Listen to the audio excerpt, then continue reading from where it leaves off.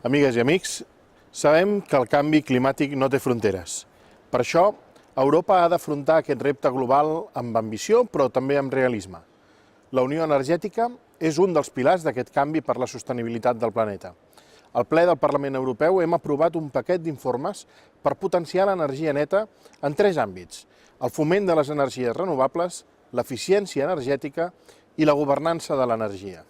En primer lloc, els estats van establir que el 2030 l'ús d'energies renovables hauria de ser el 27%.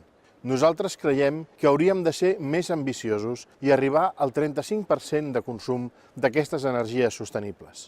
En segon lloc, l'any 2030 hauríem d'haver reduït un 40% el consum d'energia. Aquest objectiu vinculant s'assolirà gràcies a l'eficiència energètica, especialment dels edificis. En tercer lloc, hem de potenciar energies assequibles, segures i netes per tal de reduir la dependència energètica exterior. L'objectiu és clar: descarbonitzar l'economia, ser menys dependents de l'energia fòssil i reduir dràsticament emissions de CO2. Des de les institucions europees s'estableixen aquests objectius a llarg termini amb l'horitzó 2050, però són els estats qui han d'elaborar els plans nacionals per assolir aquest repte. Plans energètics, incentius, canvis de regulacions, la descarbonització del transport, el foment de biocombustibles.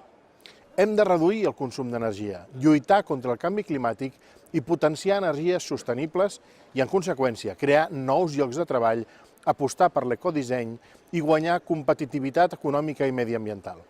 Aquesta unió de l'energia no només és econòmica, també ha de ser social.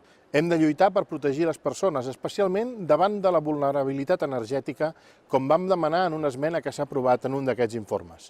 La pobresa energètica s'ha d'abordar també des d'Europa amb una definició clara i comuna. Hem de donar un missatge unitari i inequívoc per liderar la lluita contra el canvi climàtic, per protegir les persones i per un present i un futur sostenibles. Moltes gràcies i fins aviat.